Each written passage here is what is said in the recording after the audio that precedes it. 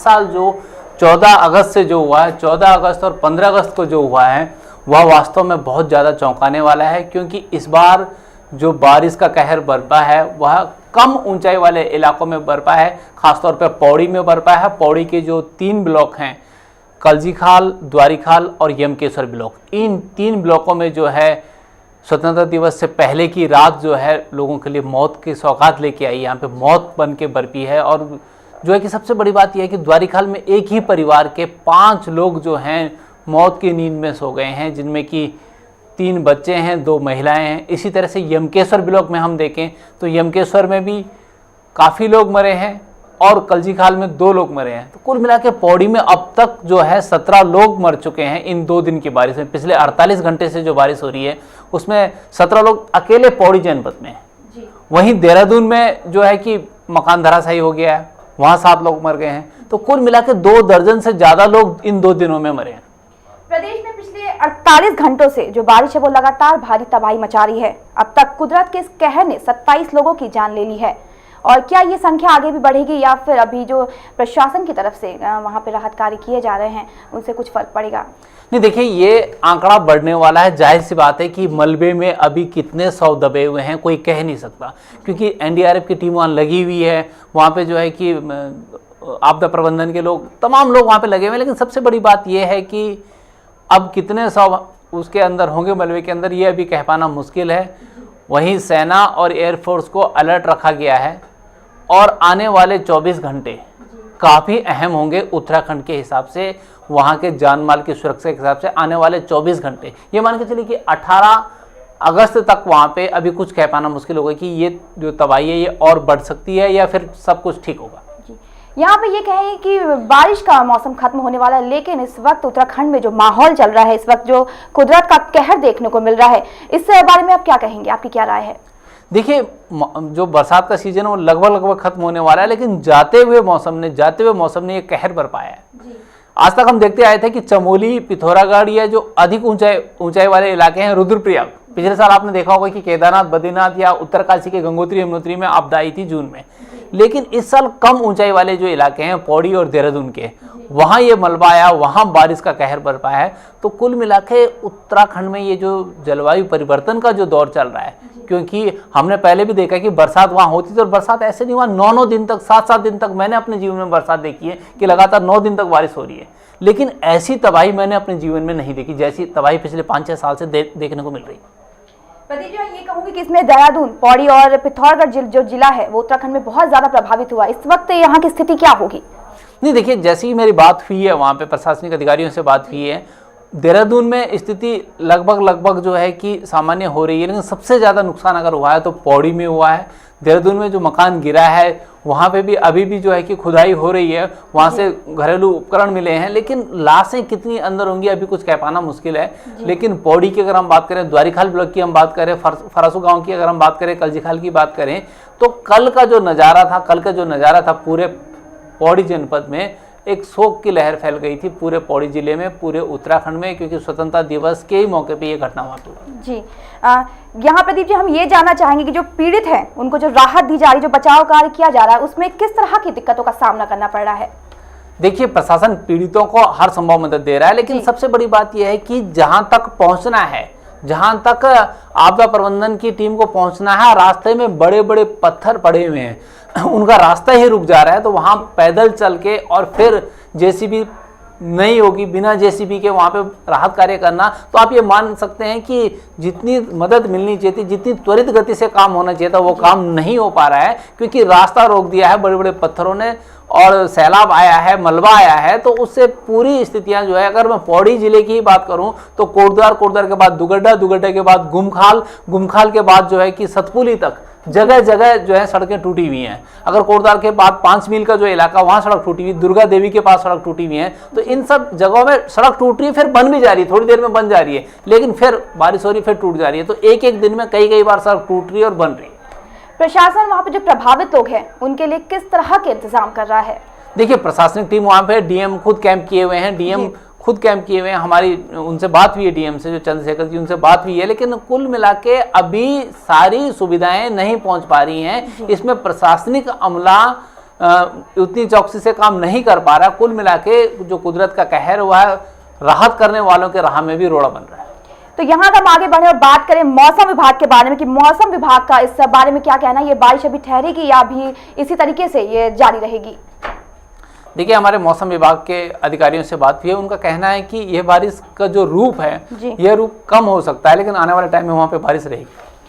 अब यहाँ पर प्रदीप जी ये कहना चाहेंगे कि जिस तरीके से पिछले साल उत्तराखंड में तबाही का मंजर देखा गया था, जिस वजह से काफ़ी तबाही हुई थी, तीर्थ यात्रा वहाँ पे रोक दी गई थी, काफ़ी लोग वहाँ मर गए थे, उसके बाद भी प्रशासन इन चीज़ों को देखकर आगे के लिए कोई तैयारी क्यों नहीं करती है? नहीं, देखिए, पिछले साल की जो तबाही थी उसने पूरी दुनिया को झकझोर दिया, क्योंकि बद्रीनाथ, केदारनाथ, गंगोत्री और यमुनोत्री, ये 4 धाम ऐसे हैं जहां भारत ही नहीं, उत्तराखंड ही नहीं, पूरे विश्व से श्रद्धालु आते हैं। जो सनातन धर्म को मानते हैं, जो हिंदू धर्म को मानते हैं, वो तमाम लोग वहां आते हैं। उसके बाद जो तबाही हुई थी उससे सबक नहीं लिया गया। ये आपका कहना बिल्कुल ठीक है कि उससे सबक नहीं लिया गया, क्योंकि प्रशासन चाहता तो उससे सबक लेके कुछ इंतजाम कर पाता, लेकिन ऐसा नहीं हो पाए। प्रदीप जी, मैं आपको यहीं रोकना चाहूंगी और इस वक्त हमारे साथ जुड़ रहे हैं पीयूष रोहतेला, जो कि मौसम विभाग के अधिकारी हैं। पीयूष रोहतेला जी, हम आपसे ये जानना चाहेंगे, इस वक्त उत्तराखंड में जो बारिश का कहर है मचा हुआ है, इस वक्त मौसम कैसा है? वहाँ पे बारिश जारी है या फिर रुक गई है? आज सुबह से बारिश रुकी हुई है जी, और मौसम साफ है। जी रोहतेला जी, अब वहाँ पे देहरादून की खास तौर पे क्या स्थिति है? देहरादून में जहाँ ये घटना घटी है वहाँ पे कितना बचाव और राहत कार्य चल पाया? वहाँ से जितने लोग थे 7 लोग मारे गए हैं। पीयूष जी, आप हमारी आवाज सुन सकते हैं? एक व्यक्ति घायल थे, उनको हॉस्पिटलाइज किया गया। हेलो जी, देहरादून में पीयूष जी क्या स्थिति है? देहरादून में अब थोड़ी बहुत हालत सामान्य हुई है जहाँ पे ये हादसे हुए हैं? नहीं, एक जगह केवल मलबा आया था, देहरादून में ऐसा कुछ नहीं है कि पूरा देहरादून में आफत आ गई थी। देहरादून आप बता रहे सामान्य है, पौड़ी के कलजी खाल, यमकेश्वर और द्वारी खाल की क्या स्थिति है इस टाइम पे?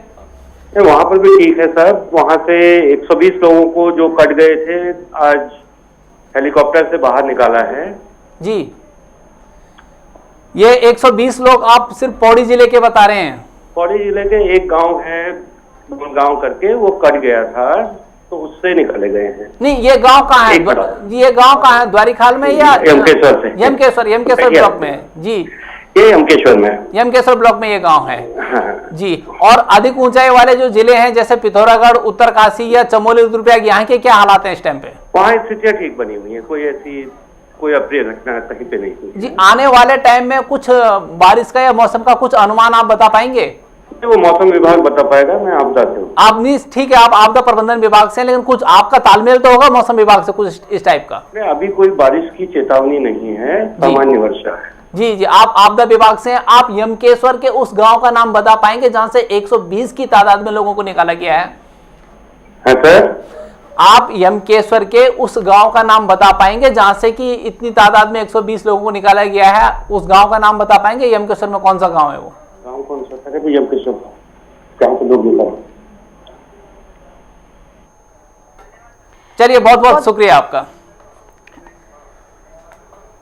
हमारे साथ आप जुड़े हुए थे यहाँ पर पीयूष रोहतेला जी, और उनसे हमने काफ़ी कुछ जानकारी यहाँ पर प्राप्त की। लेकिन हम वापस आते हैं अपने वरिष्ठ सहयोगी प्रदीप वेदपाल जी के पास और जानना चाहेंगे कि अभी इस वक्त उत्तराखंड में क्या स्थिति चल रही है। और काफ़ी संख्या में लोगों की वहाँ मौत हो गई है और भूस्खलन की वहाँ पे जो स्थिति बनी हुई है, उसके बाद लोगों की क्या स्थिति है वहाँ पर? देखिए शहनाज, मैं आपको बता दूं, प्रशासनिक अधिकारियों का आलम क्या है आपने देख लिया होगा।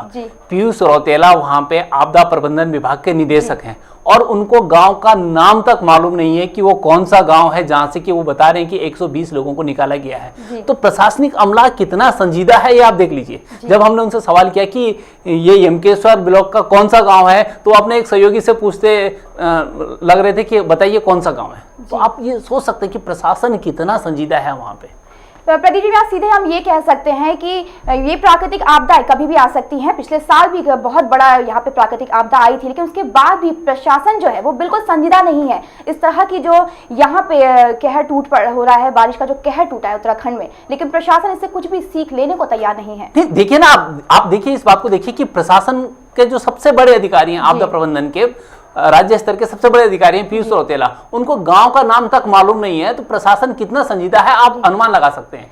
दूसरी बात आप देखिए कि मौसम के बारे में करें कि मौसम विभाग इस बारे में कुछ बता सकते हैं, तो क्या तालमेल नहीं है? आपदा प्रबंधन विभाग और मौसम विभाग क्या आपस में तालमेल नहीं कर पाएगा? तो सबसे बड़ी बात यह है कि जिस ढंग से उत्तराखंड में प्रशासनिक अधिकारियों को काम करना चाहिए था, उस ढंग से काम नहीं हो पा रहा है और उसका खामियाजा निरीह गरीब जनता भुगत रही है, जो कि हमने पिछले साल भी देखा, इस साल भी देखा और ईश्वर ना करे कि आगे भी देखने को मिले। तो प्रदीप जी, यहाँ मैं सीधा ये कहना चाहूंगी कि यहाँ पर जो प्रशासन है बिल्कुल संजीदा नहीं है। आपदा प्रबंधन के लोग और या फिर मौसम विभाग के लोग कहें तो उन्हें इस कुदरत के कहर के बारे में कुछ भी मतलब नॉलेज नहीं है कि आगे क्या होने वाला है, बिल्कुल संजीदा नहीं है। इस तरह की जो यहाँ पर आपदा है वो बिल्कुल आराम से इस आपदा को देख रहे हैं। और नहीं, देखिए यहाँ सबसे बड़ी बात यह है कि उत्तराखंड की आपदा से हिंदुस्तान के और राज्यों ने सबक लिया जी, और राज्यों ने सबक लिया कि पहले कैसे पूर्वानुमान लगाया जा सकता है, कैसे बचा जा सकता है।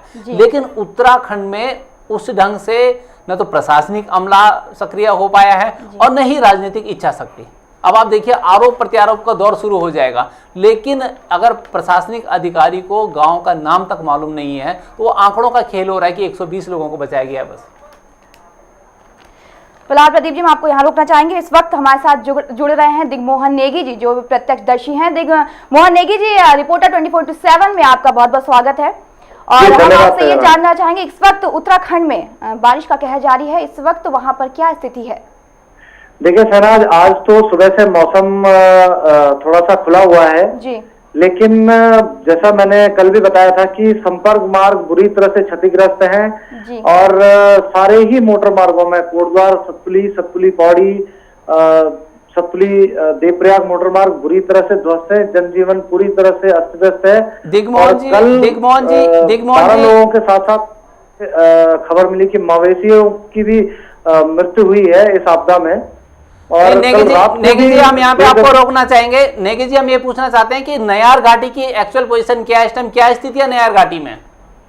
जी, इस समय प्रदीप जी नयार नदी पूरी तरह से उफान पर है। सतपुली बांगाट मोटर मार्ग बटकोलू के पास में पूरी तरह से ध्वस्त हो गया है, सड़क पूरी तरह टूट चुकी है, जिसको बनने में अगला 1 हफ्ता लग सकता है। और सतपुली बाजार की क्या स्थिति है? मेन बाजार जो है सतपुली का, उसकी क्या स्थिति है? सतपुली बाजार में ऊपर एक सड़क निर्माण के दौरान कट्ठे मसले की वजह से पूरी तरह से 15 से 20 दुकानें मलबे में चुकी हैं और उसके बराबर में ओडल सैंड में भी 3 मकान बुरी तरह से ध्वस्त हो चुके हैं, जो मलबे से दब चुके हैं। ऊपर कुलाड़, रस्किल कुलाड़ और गुमखाल वाला जो इलाका है वहां पे सड़कें बिल्कुल ठीक है या वहां भी रास्ता टूटा हुआ है? कोटद्वार से लेकर और सतपुली तक क्षतिग्रस्त बुरी तरह से है मोटर मार्ग। लोग पैदल आ रहे हैं। अभी मैं एक वहां से आते हुए यात्री से पूछ रहा था तो वो कह रहे थे कि मैं सीधे कोटद्वार से और यहाँ तक पैदल यात्रा करके आ रहा हूँ और मैंने कांकेर जाना है, तो मोटर मार्ग बुरी तरह से ध्वस्त है। मोटर मार्ग आपका कुलाड़ में भी टूटा हुआ है, गुमखाल में टूटा हुआ है और अन्य जगहों पर भी, दुगड्डा के आसपास भी काफी जगह क्षतिग्रस्त है। नेगी जी, ये तो आपने बताया रोड हेड की बात, लेकिन हम ग्रामीण इलाकों की बात करें तो धारी, पिपली, सैली, सैनार, बिलखेत, धुरली, इन इलाकों में किस तरह की दिक्कतें देखने को मिल रही हैं? देखिए प्रदीप जी, मोटर मार्ग तो बुरी तरह से क्षतिग्रस्त है ही है, साथ ही साथ जो लोगों के पुराने घर थे, मैं भी उसमें स्वयं आपको बताना चाहूंगा कि मेरा पुश्तैनी घर कल रात की बारिश की वजह से टूट गया है और इस प्रकार से अलग अलग गांवों में सुनने में आया है कि करीब 10 से 15 घर क्षतिग्रस्त हुए रात की बारिश की वजह से। जी, तो और अभी जान माल की तमाम स्थितियां ठीक हैं, जैसे कि कल हादसा हुआ था द्वारीखाल में, कलजीखाल में, ये यमकेश्वर में, आज लगभग सब कुछ ठीक है वहां पे? आज हालात ठीक है, लेकिन कल रात को उसके बाद जो बारिश हुई प्रदीप जी, लगभग 1:30 से 2 बजे ओडल गांव के पास एक बादल फटा, उसकी वजह से जो मोटर मार्ग ध्वस्त हुआ है उससे जनजीवन काफी अस्त व्यस्त हुआ है कल। उधर पाटीसैण, अमोठा और जो है कि बुबाखाल और पौड़ी रूट की क्या स्थिति है? अभी मिली जानकारी में लगभग पाटीसैण से सतपुली के पास तक मोटर मार्ग खुल गया है, लेकिन यहाँ सतपुली से कोटद्वार वाला मोटर मार्ग पूरी तरह बंद है प्रदीप जी। बहुत बहुत धन्यवाद नेगी जी हमारे साथ जुड़ने के लिए। इस वक्त उत्तराखंड में बारिश का कहर जारी है, इस पर प्रत्यक्षदर्शी हमारे साथ जुड़े हुए थे दिग्मोहन नेगी जी, जिन्होंने वहां पर जो स्थिति है उसका हमें बताया कि इस वक्त यहाँ क्या स्थिति चल रही है। तो फिलहाल इस खास पेशकश में वक्त है छोटे से ब्रेक का।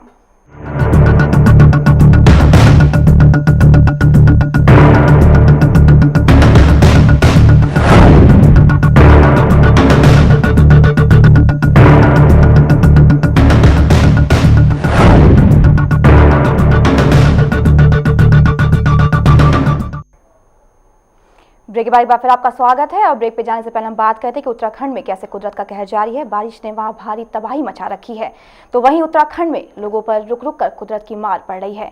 कहीं बादल फटने से तो कहीं भूस्खलन से लोग अपनी जिंदगियों से हाथ धोकर बैठे हैं। भारी तबाही से लोग सहमे हुए हैं। भारी बारिश से नदियां भी पूरे उफान पर हैं। देखिए ये रिपोर्ट।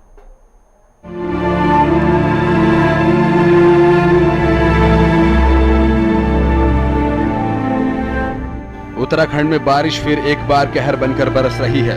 देवभूमि में लगातार हो रही बारिश से लोगों का जनजीवन अस्त व्यस्त हो गया है। जोरदार बारिश ने कई घर उजाड़ दिए। 2 दिनों से हो रही मूसलाधार बारिश और बादल फटने से अब तक 2 दर्जन से ज्यादा लोगों की मौत हुई। जमीन खिसकने से रास्ता बंद हो गया है। सड़कों पर भारी मलबा होने के चलते राहत और बचाव काम में दिक्कतें आ रही हैं। उधर मौसम विभाग ने अगले 24 घंटे तक और बारिश होने की चेतावनी जारी की। पहाड़ों में हो रही बारिश और फट रहे बादल इस नदी को और ताकत दे रहे हैं। उत्तराखंड में कहीं बादल फटने से घर दब गए तो वहीं जमीन खिसकने से सड़कों पर मलबे के ढेर लगे हैं। कोई उफनती नदी के बीच जिंदगियों के लिए तरस रहा है तो किसी को रस्सी के सहारे रास्ता तय करना पड़ रहा है। पानी के रेले ने देवभूमि की परेशानियों को बढ़ा दिया है। 14 अगस्त की शाम से हो रही लगातार बारिश ने गढ़वाल के अलग अलग जिलों में तबाही मचा दी है। बारिश ने लोगों के सिर से छत छीन ली है। लोग जिंदगी को तरस रहे हैं। कहीं भूस्खलन से लोग परेशान हैं तो कहीं भारी बारिश से। वहीं पौड़ी के जिले यमकेश्वर क्षेत्र का सबसे बुरा हाल है। यहाँ मकान गिरने, बादल फटने और जमीन खिसकने से हुए अलग अलग हादसों में अब तक 1 दर्जन से ज्यादा लोगों की मौत की खबर है। इसके अलावा कुछ लोगों के अभी भी मलबे में दबे होने की आशंका है। लोग प्रशासन से मदद की आस लगाए बैठे हैं, लेकिन मदद हो भी तो कैसे? रास्ते तो बड़े बड़े पत्थरों से बंद हैं। वहीं देहरादून के धागपट्टी में 3 मकान ढहने से 1 दर्जन से ज्यादा लोगों की मौत हो गई और 8 लोगों के मलबे में दबे होने की आशंका है। वहां इतनी बारिश हुई है कि गांव में पानी ही पानी है।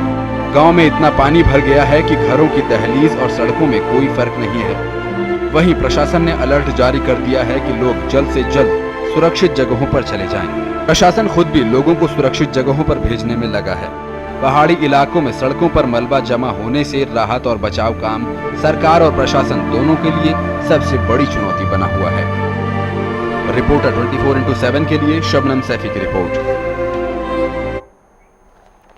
जी हाँ, उत्तराखंड में इस वक्त तबाही का मंजर मचा हुआ है। यहाँ पे देख के कुदरत का कहर दिल दहल सा जा रहा है। ये सोचने को दिल मजबूर हो रहा है कि इस वक्त जो वहाँ के लोग इस सिचुएशन को फेस कर रहे हैं वो कैसा फील कर रहे होंगे। तो इस वक्त चर्चा पर हमारे साथ आगे बढ़ने के लिए हमारे साथ जुड़ गए हैं हमारे फिर से सहयोगी जो हमारे हैं वरिष्ठ सहयोगी प्रदीप वेदवाल जी। तो प्रदीप जी, मैं आपसे ये कहना चाहूँगी कि इस वक्त वहाँ पे 4 धाम यात्रा शुरू हो चुकी थी, लेकिन 48 घंटों से लगातार बारिश जारी है। तो तीर्थ यात्रियों के रुकने का जो प्रबंध प्रशासन ने किस तरह से किया होगा या उन्हें कहाँ ठहराया गया होगा? देखिए, सबसे बड़ी बात यह है कि 4 धाम यात्रा में पिछले साल के बाद अब वो उत्साह नहीं रहा जी। लोगों की आस्था अभी भी बद्रीनाथ, केदारनाथ, गंगोत्री, यमुनोत्री में है जी। लेकिन जो मौत का कहर पिछली बार बरपा है उसके बाद लोग काफ़ी डरे हुए हैं। और अब तक के आंकड़े बताते हैं कि पिछली बार की तुलना में आधे से भी कम लोग अभी वहाँ पहुँचे। जबकि स्थितियाँ ये हैं, गढ़वाल मंडल विकास निगम ने अपनी व्यवस्था कर रखी है, बद्री केदार मंदिर संचालन समिति ने अपनी व्यवस्था कर रखी है, तमाम कमेटियों ने अपनी व्यवस्था कर रखी है और जो लोग रास्ते में रुके हुए हैं उनके रहने की, उनके लिए खाने की व्यवस्थाएं तो हैं। लेकिन सड़कें ऐसी हैं कि अगर एक गाड़ी आगे बढ़ रही है तो दूसरी गाड़ी बीच में रास्ता टूट जा रहा है, पीछे रह जा रही है। जी, मैं आपसे ये कहना चाहूँगी कि उत्तराखंड को देवभूमि माना जाता है। पिछले साल जो यहाँ तबाही का मंजर देखने को मिला, उसके बाद प्रशासन को यहाँ पुख्ता इंतजाम करने चाहिए थे, क्योंकि ये देवभूमि है, लोग यहाँ पर तीर्थ यात्रा करने आते हैं। तो प्रशासन इस बात को लेकर संजीदा क्यों नहीं है? ये जो आपका सवाल है शहनाज, इसके हमें राजनीतिक निहितार्थ ढूंढने पड़ेंगे, क्योंकि उत्तराखंड में पिछले 2 साल से राजनीतिक अस्थिरता का दौर रहा है। अब मुख्यमंत्री 1 फरवरी में आए हैं हरीश रावत, उन्होंने बदलाव की कोशिश की, फिर लोकसभा चुनाव आ गए, फिर विधानसभा के उपचुनाव आ गए और फिर जो है कि पंचायतों के चुनाव। तो इस राजनीतिक अस्थिरता में ये व्यवस्थाएं नहीं हो पाई जो होनी चाहिए। प्रदीप जी, मैं आपको यहाँ रोकना चाहेंगे। इस वक्त देहरादून से हमारे संवाददाता अमित नेगी जी हमारे साथ जुड़ रहे हैं। अमित नेगी जी, इस वक्त देहरादून की क्या हालात है? जी, मैं आपको बताना चाहता हूं कि आज सुबह 4:30 बजे के लगभग, जैसे कि आपने सुना होगा कि उत्तराखंड में पिछले साल भी आई थी, इस तरीके का काफी भूस्खलन यहाँ पर हो रहा है जी। और यहाँ पर सुबह 4 बजे के लगभग 2-3 मकान भूस्खलन के जद में आ गए, जिस पर पूरा का पूरा मलबा उनके पर। नेगी जी, हम आपको रोकना चाहेंगे, डाक पत्थर इलाके में कुछ हादसा हुआ है क्या? डाक पत्थर इलाके में? हाँ जी, डाक पत्थर इलाके में कुछ हादसे की खबरें आ रही कि डाक पत्थर इलाके में कुछ हादसा हुआ है। डाक बंगला ये राजपुर रोड पर है। ये राजपुर रोड पर जो 4 सुबह जो घटना हुई है, जिसमें 13 लोगों के दबे होने की आशंका जताई गई थी, जिसमें कि रेस्क्यू चल रहा था। सुबह 6:30 बजे से लेकर लगातार रेस्क्यू चलता रहा। उसमें आपको 8 आदमी निकाल लिए गए हैं, जिसमें 7 लोगों की मौत हो चुकी है और एक महिला जिसमें जो कि जीवित बची है, उनको दून अस्पताल देहरादून में पहुंचा दिया गया है, जिससे मतलब वहां पर इलाज चल रहा है। और नेगी जी अभी हमारी उत्तराखंड के आपदा प्रबंधन निदेशक पीयूष रौतेला जी से बात हुई थी। वो बहुत ही उस तरीके से मुकर के कह रहे थे कि नहीं, देहरादून में ऐसी कोई वारदात नहीं हुई है, देहरादून में सब स्थितियां सामान्य हैं। अब आप बताइए कि मलबे में अभी निकालने का काम मलबे को जारी है या मलबा निकल चुका सारा? नहीं सर, ये रेस्क्यू कार्य जो है ये खत्म हो चुका है। लगभग 2:30-3 बजे के करीब ये लगभग कंप्लीट कर लिया गया है। लेकिन मैं आपको बताना चाहता हूँ कि ऐसी घटनाएं देहरादून के कई क्षेत्र के इलाकों में मतलब हुआ है और यहाँ पर जो लगातार भूस्खलन हो रहा है, जिससे काफी जनता में आक्रोश भी है और काफी जनता उससे मतलब प्रभावित भी हो रही है। इसके चलते मैं आपको बताना चाहूंगा कि सुबह जो हादसा हुआ है, इसको लेकर के यहाँ पर छोटी छोटी बस्तियों में जितने भी यहाँ पर लोग थे, उनको बहुत ज्यादा अपने आप को ऐसा है महसूस करना पड़ रहा है, क्योंकि प्रशासन इस पर कोई संज्ञान नहीं ले रहा है। क्योंकि ये पूरा पहले भी कई तमाम जानकारी के लिए आपका बहुत बहुत धन्यवाद। इस वक्त हमारे साथ जुड़े हुए थे हमारे संवाददाता अमित नेगी जी, जिन्होंने बताया कि इस वक्त देहरादून में उत्तराखंड में जो बारिश का कहर है, उसके बाद कैसी स्थिति बनी हुई है। उत्तराखंड में जो पहाड़ी इलाके में 2 दिन से लगातार हो रही है बारिश, मूसलाधार बारिश हो रही है, एक बार फिर से वो मुसीबत का सबब बन गई है। इस खबर पर हमारी खास पेशकश पर हमारे साथ हमारे स्टूडियो में मौजूद है हमारे वरिष्ठ सहयोगी प्रदीप बेदवाल जी, जिनसे हमने चर्चा की और उत्तराखंड में इस वक्त जो कुदरत का कहर है उसे हम देख रहे हैं और उस बारे में चर्चा की कि इस वक्त वहाँ के जो हालात हैं वो कैसे हैं। तो फिलहाल हमारी खास पेशकश में इतना ही। बने रहे रिपोर्टर 24/7 के साथ, तब तक के लिए दीजिए हमें इजाज़त। नमस्कार।